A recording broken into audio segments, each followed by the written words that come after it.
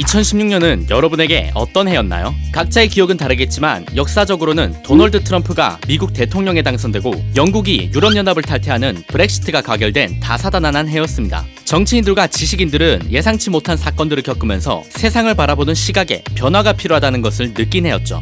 전문가들의 분석 결과 미국 대통령 선거와 브렉시트의 투표 성향을 가른 것은 유권자들의 학력 차이였어요. 고학력자들은 트럼프와 브렉시트에 표를 던지지 않았지만 저학력자들은 그들과 정반대로 투표하는 모습을 보여줬죠. 공정하다는 착각에 처자 마이클 샌델은 이런 학력 차이로 인한 투표 성향의 배경에 세계화와 능력주의가 있었다고 말합니다. 세계화와 능력주의는 어떻게 저학력자들을 분노하게 만들었을까요? 그리고 능력주의가 대체 뭐길래 많은 학자들이 능력주의의 함정에 대해 이야기하고 있는 걸까요?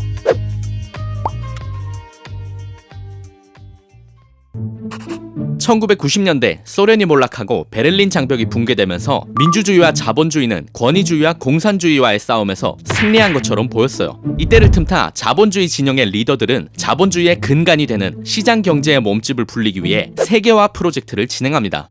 세계화 프로젝트란 국가 간의 자유무역 협정을 체결하고 금융규제를 철폐해 세계를 거대한 하나의 시장으로 묶는 작업이었어요. 세계화로 인해 시장이 거대화되면서 따라서 몸집을 불린 녀석이 있었는데 바로 신분사회가 무너진 후 우리의 머릿속을 지배해온 능력주의라는 놈이었죠. 누구나 자신의 능력에 따라 합당한 몫을 받는다라는 능력주의는 신분사회가 무너진 후 자원이 합리적으로 분배되는 원칙으로 작동했어요. 뛰어난 능력을 가진 사람은 더 많은 보상을 받는 것이 당연하게 여겨졌죠. 하지만 능력에 따라 자원을 배분하는 것은 필연적으로 불평등을 유발했어요. 세계화로 거대해진 시장은 불평등의 정도를 심화시키는 역할을 했죠. 빈부격차가 심해지자 사람들은 정치인들에게 빈부격차를 해결하라는 요구를 하기 시작합니다. 고민 끝에 정치인들이 선택한 방법은 능력주의를 조금 더 공정하게 만드는 것이었어요.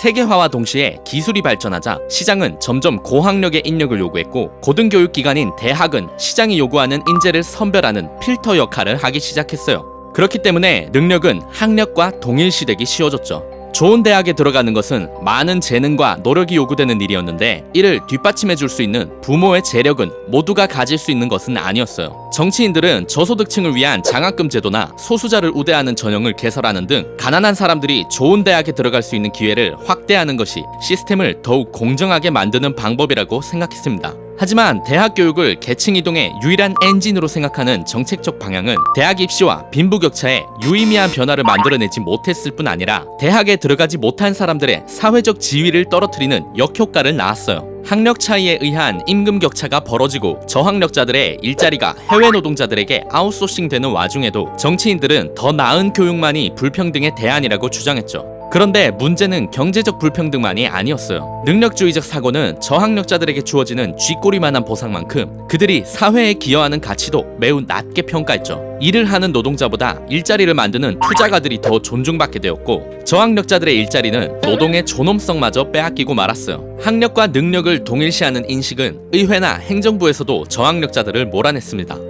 정치인들은 수십 년간 인종, 성별 등 다방면에서 다원화되었지만 학력에 있어서만큼은 철저히 일원화되었죠. 세계화와 능력주의의 번영 속에서 저학력자들은 사회, 경제, 정치 등 모든 분야에서 시민으로서의 역할을 완전히 상실한 거예요. 그런 그들에게 교육을 받으면 더 큰 보상을 받을 수 있다는 정치인들의 주장은 조언이라기보단 조롱에 가까운 것이었죠. 2016년 벼랑 끝에 몰린 저학력자들 앞에 전혀 새로운 인물이 나타납니다. 세계화를 추진해서 그 이익의 대부분을 고학력자에게 몰아주고 저학력 노동자들을 외국 노동자와의 경쟁으로 내몰았던 기존의 정치인들과 달리 트럼프는 국가 간의 장벽을 세우고 저학력자들의 일자리를 되찾아오겠다고 약속했어요. 같은 맥락에서 브렉시트도 세계화를 거스르고 닫힌 세계로 되돌아가는 것을 의미했죠. 저학력자들은 더 이상 좌파나 우파의 이념 논쟁에는 관심이 없었어요. 오로지 자신들의 명예를 회복하는 것이 중요했죠. 그들은 트럼프와 브렉시트에 표를 던짐으로써 닫힌 세계로 돌아가는 것을 선택했습니다.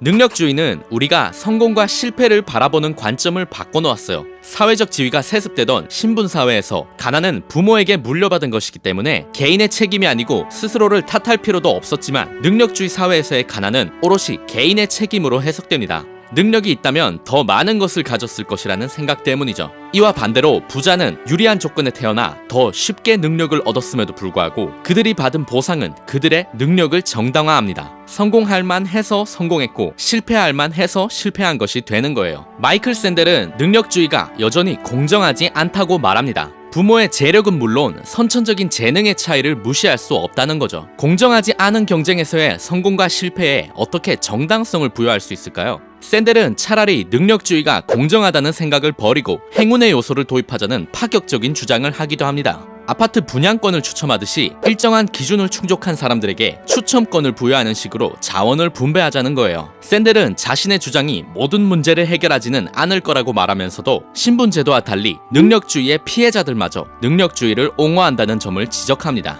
한국에서도 개천에 용난다라는 말은 옛말이 된 지 오래예요. 좋은 직업을 가지기 위해선 좋은 대학에 들어가야 하지만 좋은 대학의 학생들은 이상하게도 좋은 집안의 자녀들로 가득합니다. 우리 사회는 과연 모두에게 공정한 기회를 제공하고 있을까요? 기회가 공정하지 않다면 우리는 성공과 실패를 어떤 관점으로 바라봐야 할까요?